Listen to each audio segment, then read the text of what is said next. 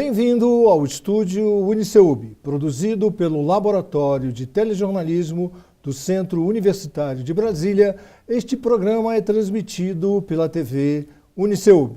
Eu sou Henrique Moreira e você é o meu convidado especial.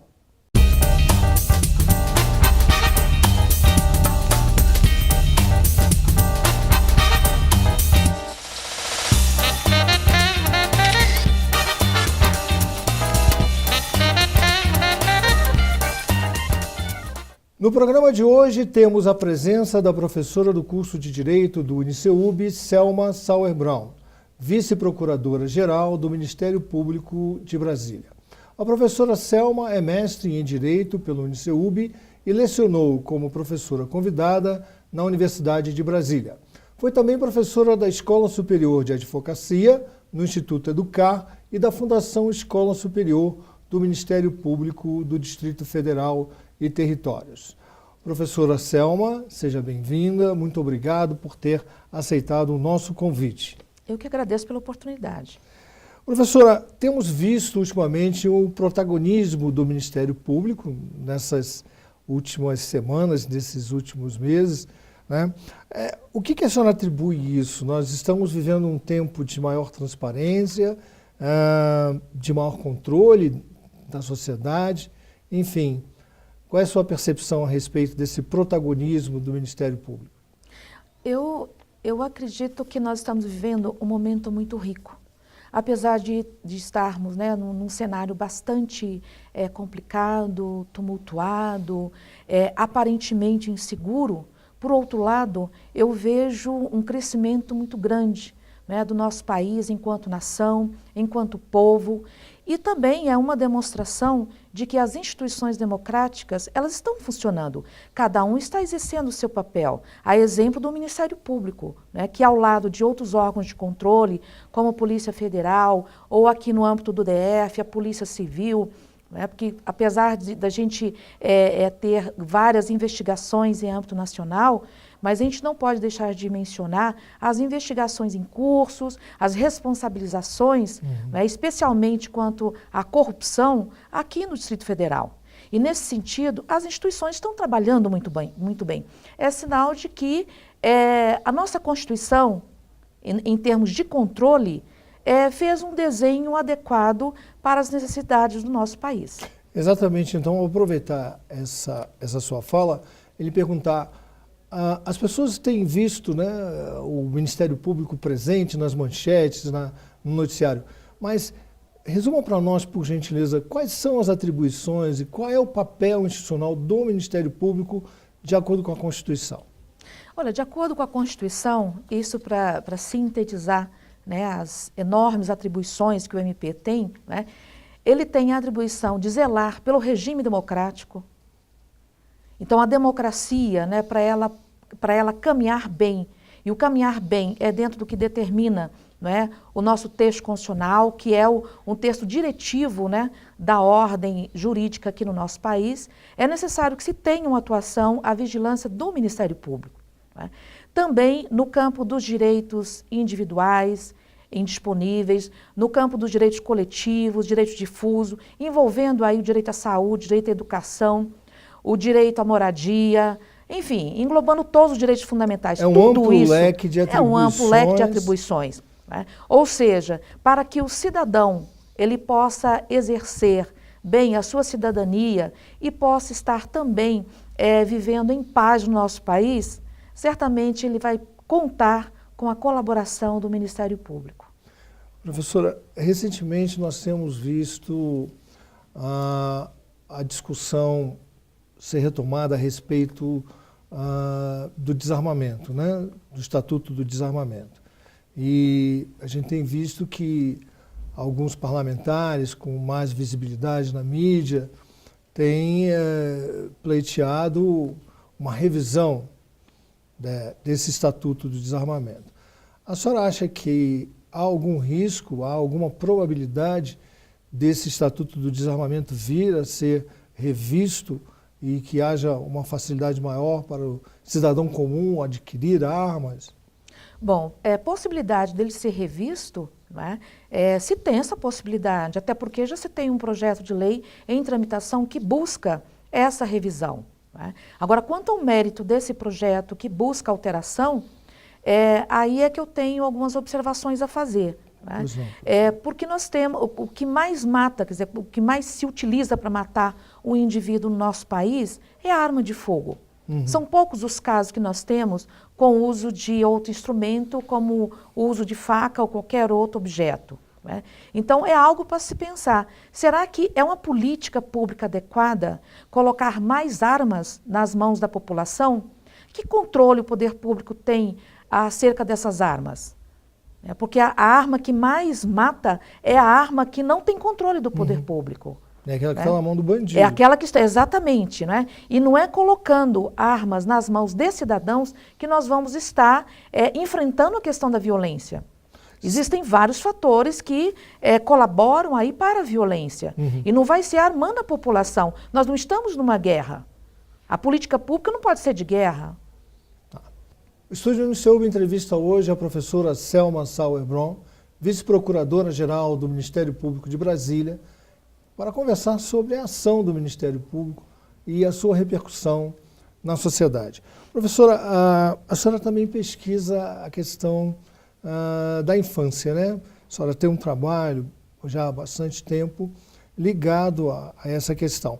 Quais são as principais ameaças que ainda persistem sobre as nossas crianças, principalmente aqui em Brasília, onde a senhora tem uma atuação mais próxima? As principais ameaças são muitas. Né?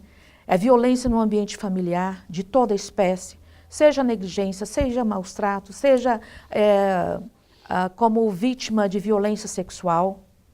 Inclusive, no dia 18 de maio, aqui tanto no campus da Asa Norte quanto Taguatinga, os nossos alunos do direito farão uma sensibilização, né, para o Dia Nacional de Enfrentamento à Violência Sexual. Isso é uma iniciativa do curso de Direito. Isso, do curso de Direito. Né, porque é algo que a sociedade ela tem que enxergar, tem que perceber. Porque se tem uma particularidade em torno das ameaças e as violações a direitos fundamentais da criança e do adolescente, que são ameaças invisíveis. A sociedade não tem conhecimento, porque elas acontecem geralmente no ambiente familiar. Pessoas que estão mais próximas. Exatamente. As pessoas que têm o dever de proteger terminam praticando esse tipo de violência. Né? Então é necessário que a sociedade perceba, né, que nós temos esse problema no país e que é necessário enfrentá-lo. Professora, na sua opinião, há uma relação clara entre a questão da maioridade penal e o aumento da violência no país?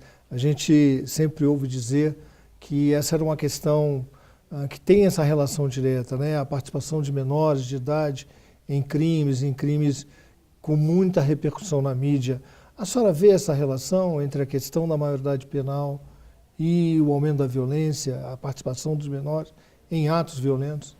Não há um aumento. Né? Quem mais pratica crime no nosso país, cerca de 90% dos casos, né, dos eventos criminosos, né, eles são ocasionados por adulto. Então, se nós queremos enfrentar essa questão da violência, da criminalidade, etc., nós temos que atacar esses 90%.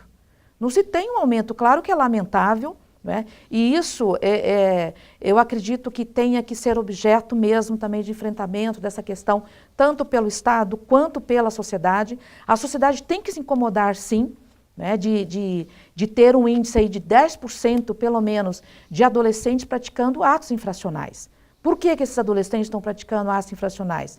Que políticas públicas que eles participaram? Né?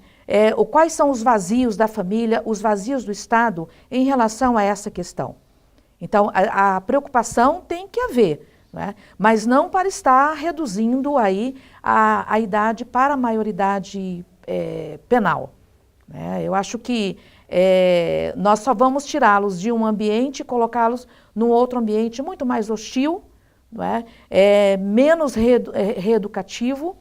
Pelo contrário, acredito que no sistema prisional, da forma como ele se encontra hoje, né, que se apresenta muito mais como um depósito de pessoas que tem uma prática desviante, eu acho que cada vez mais esse nosso adolescente, se for inserido nesse sistema, ele vai estar, aí sim, né, mais ainda comprometido com a criminalidade. Quer dizer, não é uma questão só de evitar a ação, a infração por parte do menor, mas também de fazer com que ele se recupere, que ele tenha condições para isso. Isso, que ele tenha uma alternativa à prática do ato infracional. São adolescentes que estão longe da escola, são adolescentes que estão com os laços familiares rompidos, são adolescentes que estão vivendo à margem das políticas públicas, do Estado e da sociedade. Então é necessário que se busque fazer uma interferência no sentido de incluí-lo de forma responsável, incluí-lo buscando responsabilizá-lo pelo que ele fez, não é? Mas também que se trabalhe um projeto de vida com esse adolescente, para que ele seja incluído e volte a viver em paz com sua família e também com a sociedade. Pois é, eu acho que também um grande problema vinculado a essa questão é que há uma percepção provavelmente errada por parte da sociedade de que essa questão ela cria uma impunidade, quer dizer, o menor ele acaba ficando impune em relação aos atos infracionais que ele comete. Não seria necessário, então, esclarecer melhor à sociedade que realmente há punição e que essa punição ela visa reeducar? O que a senhora acha disso? Eu acredito que sim, você tocou um ponto muito importante. Falta muito esclarecimento para a sociedade, né, no sentido de se apresentar o que acontece no processo de responsabilização, não é? Quais as medidas direcionadas ao adolescente. Só um exemplo aqui para que as pessoas entendam que se tem responsabilização, sim. Não é? O Estatuto ele fixa o prazo máximo para a internação, 3 anos. 3 anos. Tá. Vamos pegar um caso, assim, um caso concreto, tá? Que é muito comum. A prática de um assalto envolvendo um adulto e envolvendo em coautoria com um adolescente, né? Se esse adulto for primário e de bons antecedentes, ele pode estar sendo colocado, no primeiro momento ele recebe uma pena de encarceramento, de reclusão, né? E ele pode, com 1 ano e 8 meses aproximadamente, ou 1 ano e 6 meses, ele pode ser colocado para um regime mais flexível. Progredindo, isso, que chama de progressão. Exatamente. Enquanto que um adolescente que tenha as mesmas condições desse adulto, pode ficar 3 anos. Então esse é um exemplo, né, que quando se avalia, mas espera aí, sempre me disseram que o adolescente não era responsabilizado. E o adulto, ele, nesse caso que eu estou apresentando, ele vai ter um cumprimento de pena muito menor do que o adolescente, que praticou o mesmo crime, mas porém com condições pessoais idênticas. E a lei dá um tratamento diferenciado. Isso. A conversa de hoje no estúdio Uniceub é com a professora Selma Sauerbrunn sobre a atuação do Ministério Público no Brasil e também sobre a questão do Estatuto da Criança e do Adolescente. Professora, o debate que envolve essa questão do adolescente, da criança no Brasil, ela está muito centrada, como a gente disse agora, na questão da punição, né? Como é que se aplica, de que maneira se deve punir esse menor infrator. Mas o que a gente está discutindo agora, como mudar o foco dessa discussão, tirar a questão da punição do foco e centrar essa discussão para a sociedade nas questões mais voltadas às situações de risco social que esses jovens, esses adolescentes e essas crianças estão envolvidos. Como é que a gente muda isso? A senhora tem alguma sugestão? A senhora tem uma percepção a respeito disso? O que eu percebo é o seguinte, o debate, né, ou os diversos discursos traçados junto à sociedade são discursos que focam na pessoa do adolescente a partir do momento que ele pratica um ato infracional. Se esquece que ele nasceu numa família, se esquece as ausências que esse adolescente teve lá na infância, né? Se esquecem também que qual foi o papel da escola na vida dessa criança, Não é? Se é que ele foi à escola. Se é que ele foi à escola, e se não foi, por que ele não foi? Não é? Então, nós percebemos que ausências ocorreram da família, da própria sociedade. Né? Um cidadão se passa no meio da rua, enxerga uma criança sozinha, pedindo esmola, etc., normalmente ele fecha o vidro. Uhum. Não é? E também por parte do Estado. Então, antes dele se tornar um adolescente, autor de ato infracional, ele teve história, ele teve uma vida. E qual foi o papel desses três entes, família, sociedade e Estado? Porque se a nossa Constituição diz que os três entes são responsáveis pela efetividade de direitos em relação a essa criança, e qual foi a responsabilidade, o que foi feito?